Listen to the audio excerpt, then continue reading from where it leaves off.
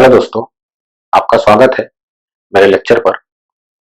पिछले लेक्चर पर मैंने कुछ लिमिट के बेसिक थ्योरम के बारे में बताया था, जहाँ पे हमने एडिशन थ्योरम और उसे हम सब्ट्रैक्शन थ्योरम भी बना सकते हैं। अगर हम प्लस सिंबल की जगह माइनस लिखे तो वो सब्ट्रैक्शन थ्योरम भी आप उसको उसे कह सकते हैं। फिर हमने प्रोडक्ट थ्योरम, डिवीजन थ्योरम और पावर थ्योरम के बारे में हमने देखा था, लेकिन उनमें से सिर्फ मैंने 3 थ्योरमों का ही ज्यादा यूज किया था, पहले 3, और उन्हीं को यूज कर मैंने पोलिनोमियल और रेशनल फंक्शन का लिमिट कैसे कैलकुलेट करना है मैंने बताया था। और उनमें से फिर हमने ये भी देखा था कि डिवीजन थ्योरम हम कहाँ कहाँ यूज कर सकते हैं और कहाँ नहीं यूज कर सकते, ठीक है।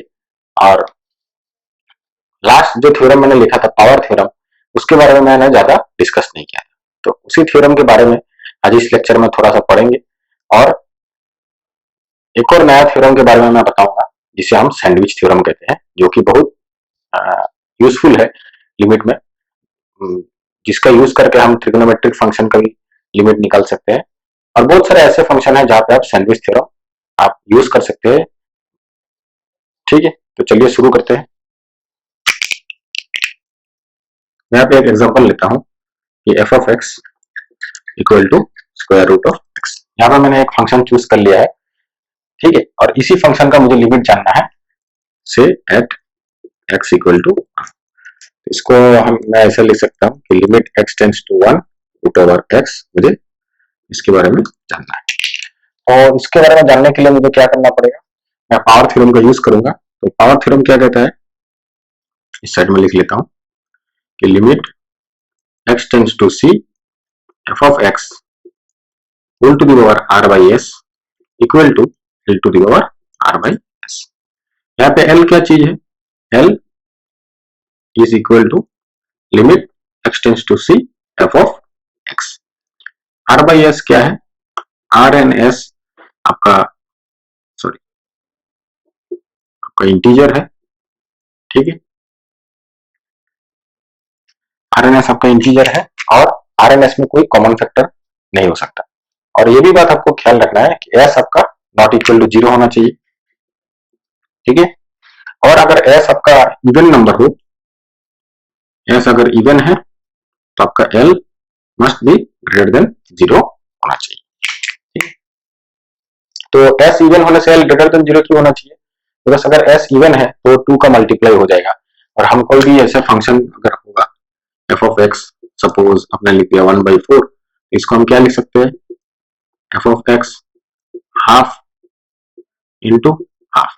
तो ये अंदर का जो पार्ट है ये आपका square root of f of x बन गया। और आपको पता है कि स्क्वायर रूट के अंदर आप कभी नेगेटिव नंबर यूज नहीं कर सकते, तो इसलिए मैंने यहाँ पे लिखा है कि अगर ये एल इस फंक्शन के लिमिट की वैल्यू हो, तो पावर थ्योरम आपका क्या कहता है कि अगर आपको इस फंक्शन का लिमिट पता है एक्स टेंड्स टू सी पर, ठीक है, तो आप simply f of x whole to the power r by s का लिमिट आप लिख सकते हैं एफ ऑफ एक्स की लिमिट और उसका पावर पर आप आर बाई एस लिख दीजिए, ठीक है। तो यहाँ पे जो एल है, ये एल अगर एस इवन हो गया तो एल आपका ग्रेटर देन 0।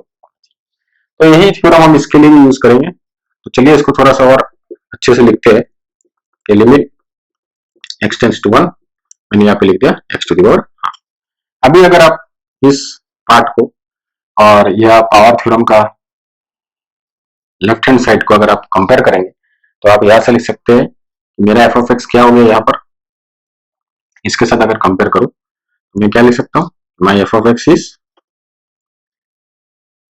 चलिए मैं आपका कंफ्यूज ना हो कि यहाँ पे भी एफ ऑफ एक्स लिखा हूं, यहाँ पे भी एफ ऑफ एक्स लिखा हूं, इसलिए मैं यहाँ पर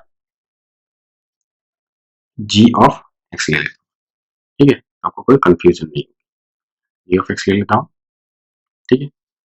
तो अगर मैं इसको अगर कंपेयर करूं तो मेरा जी ऑफ एक्स क्या हो गया, एक्स। और थ्योरम क्या कहता है, मुझे इस जी ऑफ एक्स का लिमिट जानना है इस x इक्वल टू 1 पर, ठीक है। मतलब we have to find the limit of g of x at the point x equal to 1। तो इसका तो हम लिमिट इजीली निकाल सकते हैं, क्योंकि हमें पता है कि ये फंक्शन क्या है, आइडेंटिटी फंक्शन। तो उसका लिमिट क्या हो जाएगा, limit x tends to 1 g of x that is equal to limit x tends to 1, मैं क्या लिख सकता हूं इसको, x इक्वल टू 1, ठीक है। तो अब मुझे जी ऑफ एक्स का लिमिट मुझे पता हो गया, तो अब मैं अगर पावर थ्योरम यूज करूंगा तो पावर थ्योरम मेरा क्या कहता है, अगर आपको जी ऑफ एक्स का लिमिट पता है, ठीक है, तो ये जो पूरा फंक्शन है, ये पूरा फंक्शन का लिमिट आप क्या लिख सकते हैं कि सिंपली आप जी ऑफ एक्स का लिमिट लिखिए और उसके पावर पे आप आर बाई एस बिठा दीजिए। सिंपली मैं भी यहाँ पे यही चीज अप्लाई करूंगा। अब मुझे जी ऑफ एक्स क्या है, मेरा एक्स है, मुझे जी ऑफ एक्स की लिमिट पता है एट एक्स टेंड्स टू 1 पर, जो कि 1 है, तो इसका आंसर क्या हो जाएगा 1 whole to the power half, that is equal to, ठीक है। ये पार्ट कंपेयर करिए, फिर से एक बार बोल देता हूँ कि मैंने इसको, अगर मैं इस चीज इस पार्ट को और ये पावर थ्योरम के लेफ्ट हैंड साइड को अगर मैं कंपेयर किया तो मेरे को क्या मिलेगा, मेरा जी ऑफ एक्स मेरा एक्स हो गया, और मुझे जी ऑफ एक्स का लिमिट पता लगाना है जो कि यहाँ पे एल है, तो यहाँ पे जी ऑफ एक्स का लिमिट मैं कैसे पता लगाऊंगा, limit x tends to 1 g of x, limit x tends to 1 x, मेरे को क्या मिल गया 1, तो यहाँ पे मेरे को एल का वैल्यू भी मिल गया जो कि मेरा 1 है, और सिंपली अब मैं क्या करूंगा, इस पूरे पार्ट का लिमिट का आंसर क्या होगा, simply L to the power half, that is 1, ठीक है। चलिए दूसरा एग्जांपल लेते हैं।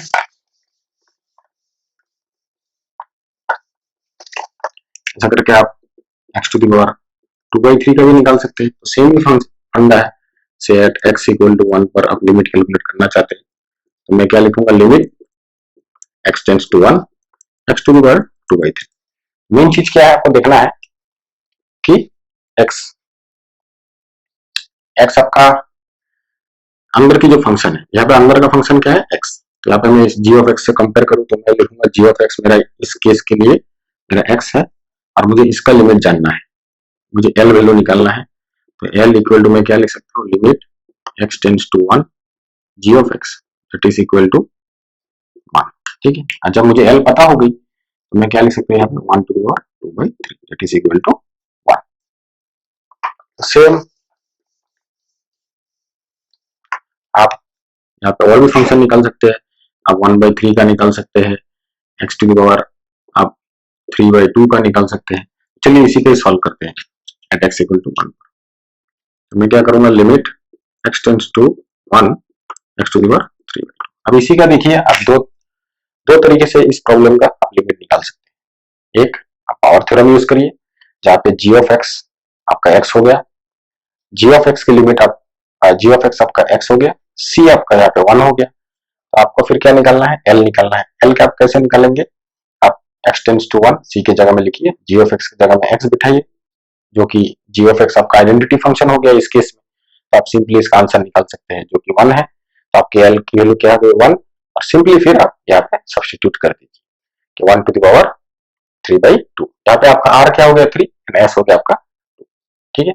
ये भी कंडीशन सेटिस्फाई हो रही है कि एस नॉट इक्वल टू 0, यहाँ पे देखिए एस 0 है नहीं, ठीक है, और एस आपका इवन है, तो अगर एस इवन है तो आपका एल 0 से ज्यादा होना चाहिए, तो यहाँ पे ये भी कंडीशन सेटिस्फाई हो गया, आपका एल कितना होगा 1, क्योंकि 0 से बड़ा है, ठीक है, तो यहाँ पर लिख सकते हैं 1 टू द पावर 3/2, ओके। तो ये हो गया आपका नेचुरल पावर का, मतलब इस अगर आप पावर फंक्शन यूज करेंगे, पावर थ्योरम यूज करेंगे तो आप इसको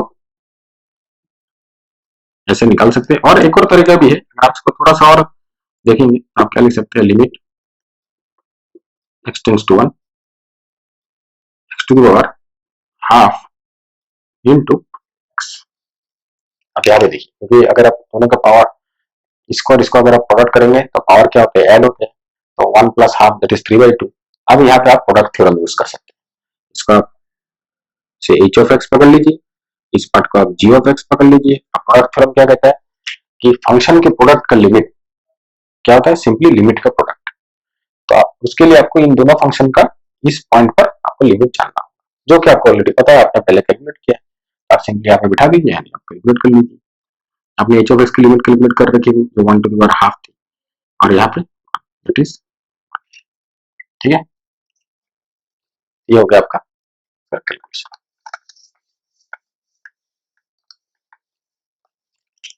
एक और एग्जांपल लेते हैं, जैसे आपसे जानना चाहते हो कि x to the power minus half के बारे में, तो इसका आप कैसे करें, इसका भी मैं पावर थ्योरम यूज करके करूंगा। मैं पहले लिख लेता हूं, लिमिट एक्स टेंड्स टू 1, इसका भी मैं एट x इक्वल टू 1 पर निकालना चाहता हूँ मैं लिखूंगा x to the power minus half.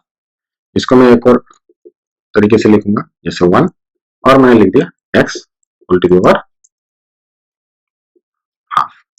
ठीक है, अब इसको अगर मैं पावर थ्योरम यूज किया तो मैं क्या लिख सकता हूँ, मेरा g ऑफ x इधर पे क्या है 1/x। ठीक है, अब मुझे मेरा c क्या है 1 है, मुझे l जानना है, तो l जानने के लिए मैं क्या करूंगा, limit x tends to 1/x। अब इसका मैं कैसे यूज करूं, तो इसका मैं डिवीजन थ्योरम लगा सकता हूँ। ऊपर देखिए 1 है, नीचे x है। ठीक है, और मैं इसको भी रेशनल फंक्शन बोल सकता हूँ क्योंकि 1 भी आपका पोलिनोमियल है और x भी आपका पोलिनोमियल है। ठीक है, तो रेशनल फंक्शन में हम कैसे लिमिट निकालते हैं, हम निकालते हैं डायरेक्ट सब्स्टिट्यूशन करके। यहाँ पे मैं सिंपली 1/, ये चीज आप यहाँ पे बिठा दीजिए, आपको आंसर मिल जाएगा। आपका हो गया 1। ऐसे करके आप कोई भी रेशनल पावर अगर होगा तो आप उसका निकाल सकते हैं लिमिट। चलिए एक और एग्जांपल लेते हैं। Limit x tends to 0 4 minus root over 16 plus x by x। अब इसका हम कैसे सॉल्व करेंगे, और सबसे पहले देखिए यहाँ पे ये पूरा एक्चुअली एक फंक्शन है, तो इसको भी अगर हम पार्ट पार्ट करके देखें तो ऊपर का जो पार्ट है ये एक फंक्शन हो गया, मेरा न्यूमरेटर है। ठीक है, और नीचे के पार्ट एक और फंक्शन हो गया, तो इसको मैं f ऑफ x लिख सकता हूँ और नीचे के पार्ट को मैं g ऑफ x लिख देता हूँ। और सॉरी, मैंने यहाँ पे g ऑफ x यूज किया तो मैं यहाँ पे h ऑफ x यूज किया ताकि आपको कंफ्यूजन हो। ठीक, तो मैं यहाँ पे लिख लेता हूँ, मेरा f ऑफ x क्या हो गया 4 minus root over 16 plus x and मेरा g ऑफ x क्या हो गया x। ठीक है, और इसको अगर मैं सिंप्लीफाई करके लिखूं इसी पार्ट को यहाँ पे, तो मैं क्या लिख सकता हूँ, लिमिट x टेंड्स टू 0, मुझे अब क्या कैलकुलेट करना है, f of x by g of x। Okay, तो अब देखिए ये पार्ट, ये पोर्शन देख के मुझे क्या लग रहा है, मैं कौन सा थ्योरम यूज करूँ, मैं थ्योरम आपका डिवीजन थ्योरम यूज करूंगा। लेकिन डिवीजन थ्योरम के लिए मुझे क्या जानना है, मुझे इन दोनों की लिमिट पहले कैलकुलेट करनी है कि f ऑफ x की लिमिट g ऑफ x की लिमिट किस पॉइंट पर, इस पॉइंट पर एग्जिस्ट करते हैं। ठीक है, तो पहले मैं f ऑफ x की लिमिट कैलकुलेट करूंगा, तो f ऑफ x की लिमिट मैं कैसे कैलकुलेट करूं, तो मैं लिखूंगा limit x tends to 0 that is limit x tends to 0 4 minus root over 16 plus x। अब इसका लिमिट मुझे कैलकुलेट करना है, इसका लिमिट कैलकुलेट करने के लिए मैं यहां पे भी इसको दो फंक्शन के हिसाब से तोड़ सकता हूं। तो मैंने 4 तो चलो मेरा कांस्टेंट फंक्शन हो गया, इसको मैं एक फंक्शन लिख लेता हूं जो कि मेरा f1 ऑफ x हो गया, और ये फंक्शन मैं लिख लेता हूं f2 ऑफ x। तो अगर मुझे अब f1x और f2x का लिमिट इस पॉइंट पर पता है तो मैं सब्ट्रैक्शन थ्योरम यूज कर सकता हूं, यूज करके मैं पूरा f ऑफ x का लिमिट निकाल सकता हूं। तो f1 ऑफ x तो मेरा 4 हो गया। अब कांस्टेंट की लिमिट आपको पता है तो इसके लिए मैं कैलकुलेशन यहाँ पे नहीं करता हूँ, जो कि इजी है, 4 का लिमिट 4 है। बाकी रह गया f2 ऑफ x का कैसे निकालना है, तो चलिए कैलकुलेट करते हैं। Limit x tends to 0 f2 of x equal to limit x tends to 0 16 plus x whole to the power half. तो यहाँ पे देखिए मैं पावर थ्योरम का यूज करूंगा। पावर थ्योरम क्या कहता है कि अगर आपका अंदर का फंक्शन का आपको लिमिट पता है तो सिंपली उस लिमिट को यहाँ पे बिठा के, लिमिट की वैल्यू को बिठा के और उसके ऊपर आप ये पावर वहां पे पुट कर दीजिए। लेकिन यहाँ पे आपको ये भी ख्याल रखना है, यहाँ पे देखिए s आपका क्या है, इवन है, तो इस फंक्शन का जो लिमिट है वो आपका नेगेटिव नहीं हो सकता। तो ये तो इजीली हम निकल जाएगा, 16 प्लस एक्स एक पॉलिनोमियल है, तो इसका लिमिट हम कैसे निकाल सकते हैं, डायरेक्ट सब्स्टिट्यूशन करके। ठीक है, तो पहले चलिए 16 प्लस एक्स की लिमिट कैलकुलेट कर लेते हैं। तो इजी है कि limit x tends to 0 16 plus x क्या हो जाएगा आपका 16। ये वैल्यू मैं इधर बिठा देता हूं जो कि हो जाएगा 16 whole to the power that is 4। निकल गया।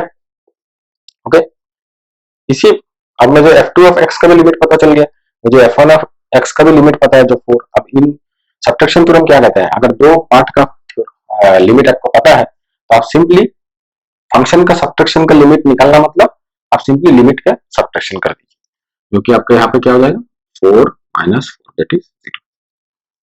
ठीक है, तो आपको न्यूमरेटर का लिमिट पता हो गया, इसका लिमिट क्या हो गया आपका, लिमिट मैंने यहाँ पे लिख दिया 0। सिमिलरली इसका लिमिट तो आप डायरेक्टली बोल सकते हैं कि x टेंड्स टू 0 पर g ऑफ x की लिमिट क्या होगी। अब देखिए f ऑफ x और g ऑफ x का लिमिट आपको पता हो गया, दोनों की लिमिट आपका 0 है, लेकिन हम अब यहाँ पर डिवीजन थ्योरम यूज नहीं कर सकते क्योंकि डिवीजन थ्योरम में डिनोमिनेटर की लिमिट 0 नहीं हो सकती। ठीक है, तो यहाँ पे डिनोमिनेटर की लिमिट 0 है, लेकिन यहाँ पे एक और चीज देखिए, आपका न्यूमरेटर की भी साइमल्टेनियसली 0 है। ठीक है, और न्यूमरेटर की लिमिट हमने कैसे कैलकुलेट की, आप अगर देखेंगे तो सिंपली इस पार्ट पर देखिए मैंने डायरेक्ट सब्स्टिट्यूशन लिख करके किया है, तो मैं बोल सकता हूं कि एफ ऑफ एक्स का अगर मुझे लिमिट निकालना है x टेंड्स टू 0 पर, तो मैं सिंपली x की वैल्यू यहाँ पे 0 बिठा दो, मुझे डायरेक्टली लिमिट मिल जाएगा। और g ऑफ x के केस में भी मैंने x इक्वल टू मैंने x के जगह में डायरेक्टली 0 मैंने x के जगह में मैं डायरेक्टली 0 से रिप्लेस कर दिया हूँ और मेरे को लिमिट की आंसर 0 मिल जाएगी। तो मैं ये कह सकता हूं कि x इक्वल टू 0 जो है ये फंक्शन और ये फंक्शन का रूट हो गया। ठीक है, तो कहीं ना कहीं इन दोनों फंक्शन पर x एक कॉमन फैक्टर है। अब अब जो ये f ऑफ x है ये तो पॉलिनोमियल है नहीं, मैं इसको फैक्टराइज कर नहीं सकता, तो मुझे कैसे भी हो, मुझे अगर मैं x एक कॉमन फैक्टर निकाल सकूं, ठीक है, तो मेरा प्रॉब्लम सॉल्व हो जाएगा। तो चलिए देखते हैं कैसे कॉमन फैक्टर क्रिएट करना है ऐसे केस पर।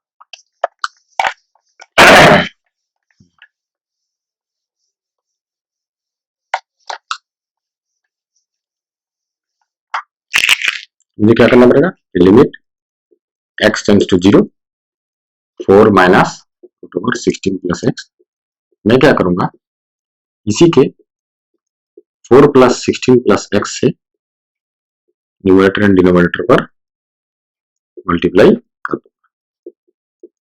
ठीक है, यहाँ पे क्या हो जाएगा, ये a minus b into a plus b, आप सिंपली लिख सकते हो limit x tends to 0 4 square minus 16 plus x by x into 4 plus root over 16 plus x।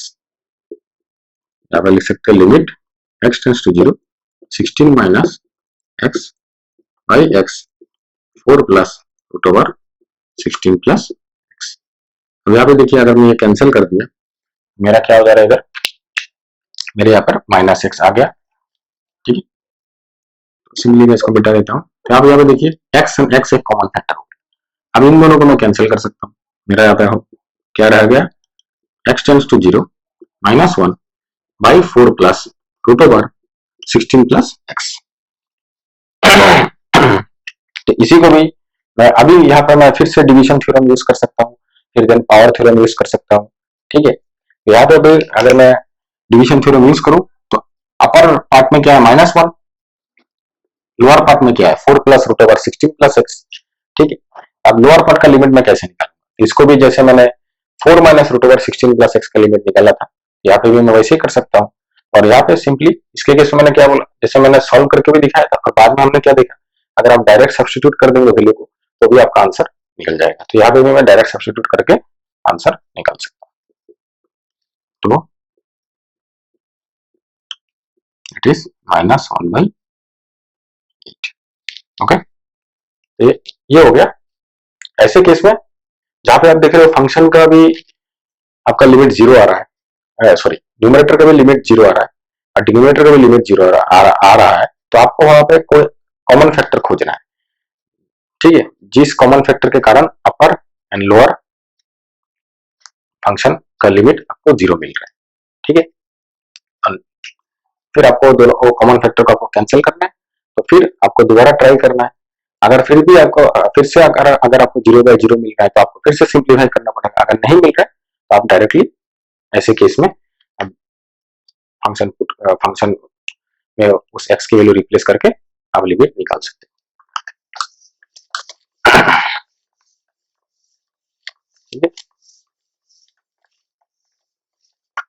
तो चलिए अभी बात करते हैं सैंडविच थ्योरम का। ठीक है। सैंडविच थ्योरम को हम स्क्वीज थ्योरम भी बोलते हैं और हम पिंचिंग थ्योरम भी बोलते हैं। ठीक है, सैंडविच थ्योरम या स्क्वीज थ्योरम या पिंचिंग थ्योरम। तो सैंडविच थ्योरम होता क्या है? Suppose g of x less than or equal to f of x less than or equal to h of x for all values of x within some open interval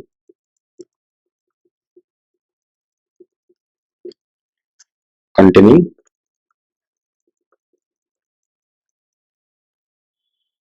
c except possibly at x equal to c itself if limit x tends to c g of x equal to limit x tends to c h of x equal to L, then we can write limit x tends to c f of x equal to। तो इस theorem का मतलब क्या हो गया? अगर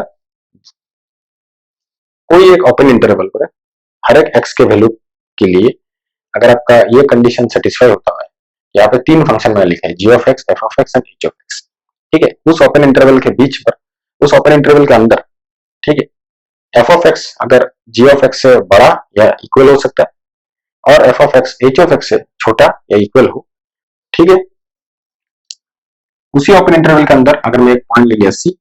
अब मैंने पहले भी बोला है कि जरूरत नहीं कि c में ये कंडीशन सेटिस्फाई हो, इसलिए मैंने यहाँ पे लिखा है except possibly at x equal to c। और अगर मुझे g of x और h of x का लिमिट c पर मुझे पता है l, तो मैं ये कह सकता हूं कि मेरा f of x का भी जो लिमिट है इस पॉइंट c पर वो भी l ही होगा। ठीक, ये मेरा सैंडविच थ्योरम है। इसी को यूज करके हम देखते हैं कैसे हम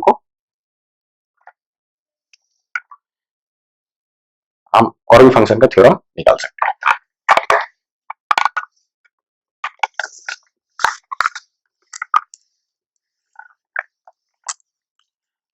तो सबसे पहले मैं कैलकुलेट करूंगा एक जैसे लिमिट थीटा टेंड्स टू 0, मुझे साइन थीटा की वैल्यू चाहिए। ठीक है, यहाँ पे थीटा इज इन रेडियन। ठीक है, कैलकुलस में हम हमेशा थीटा को रेडियन के हिसाब से लेते हैं। Limit theta tends to 0, sine theta का वैल्यू मुझे निकालना है। तो अब इसका वैल्यू मैं कैसे निकालूं? तो मुझे साइन थीटा के प्रॉपर्टी से ये पता है, अगर आपको इसके बारे में जानना है और भी ट्रिग्नोमेट्रिक फंक्शन की प्रॉपर्टी में, तो आप मेरे ट्रिग्नोमेट्रिक फंक्शन के लेक्चर देख सकते हैं, आपको आइडिया हो जाएगा। तो मैं लिख सकता हूँ, हमको ये पता है कि mod of theta less than और equal to sine theta less than और equal to mod of theta. ठीक है, तो ये कंडीशन मुझे पता है। तो इस कंडीशन में अगर मैं सैंडविच थ्योरम अप्लाई करूं तो मुझे एक चीज पता चल जाएगा। तो मेरा वहां पे g ऑफ x ये हो गया, ठीक, f ऑफ x मेरा साइन थीटा हो गया, चलिए यहाँ पे मैं x नहीं लिखता हूँ, सॉरी थीटा, और मेरा h ऑफ थीटा मेरा ये पार्ट हो गया। अगर मुझे g ऑफ थीटा और h ऑफ थीटा का लिमिट में पता लगा लूं, थीटा टेंड्स टू 0 पर क्या है, तो मैं सैंडविच थ्योरम के हिसाब से मैं ये बोल सकता हूँ कि मेरे साइन थीटा का भी लिमिट उस पॉइंट पर वही होगा। ठीक है, तो चलिए कैलकुलेट करते हैं। पहले h ऑफ थीटा का लिमिट जानते हैं, limit theta tends to 0 h of theta, जो कि क्या है, limit theta tends to 0 mod of theta. अब मॉड ऑफ थीटा का लिमिट में कैसे कैलकुलेट करूं? तो अगर मैं मॉड्यूलस का ग्राफ देखूं तो ये ग्राफिकल अप्रोच से आप जल्दी लिमिट कैलकुलेट कर सकते हैं।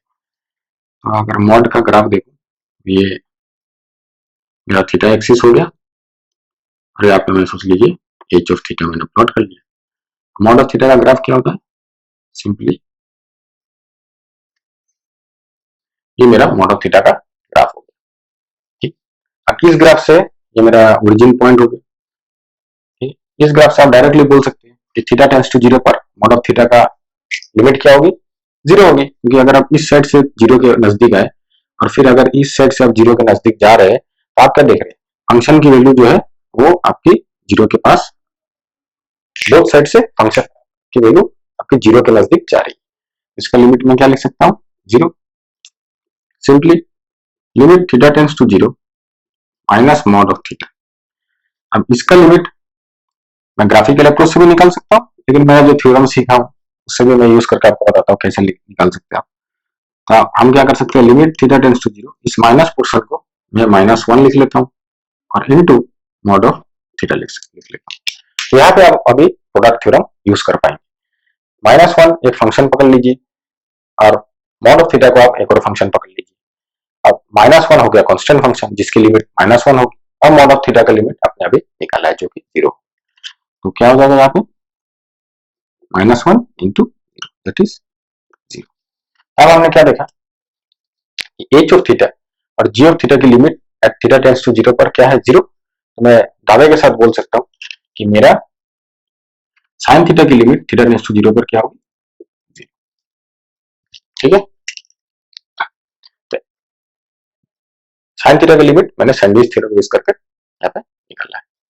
तो इसी मामले में ऐसे ही एक और एग्जांपल ले लेता हूँ, limit theta tends to 0 1 minus cos theta की वैल्यू मुझे निकालनी है।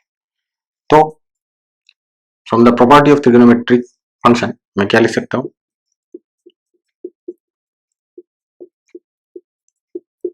ठीक है। अगर इस प्रॉपर्टी के बारे में जानना है तो आप मेरे ट्रिग्नोमेट्रिक लेक्चर को देखिए, फंक्शन के लेक्चर को, आपको वहां पे प्रॉपर्टी के बारे में पता चल जाएगा। यहाँ पे देखिए साइन थीटा के केस पर भी मेरे को माइनस मॉड थीटा और मॉड थीटा मिली थी। तो सैंडविच थ्योरम अगर मुझे यहाँ पे यूज करना है तो मुझे क्या करना है, माइनस मॉड थीटा और मॉड थीटा की लिमिट मुझे थीटा टेंड्स टू 0 पर जाननी है और जो कि मैंने ऑलरेडी कैलकुलेट की है। तो वो क्या है, इसकी लिमिट और इसकी लिमिट थीटा टेंड्स टू 0 पर क्या है, 0 है। तो मैं दावे के साथ कह सकता हूँ कि 1 माइनस कॉस थीटा की लिमिट भी थीटा टेंड्स टू 0 पर 0 होगी।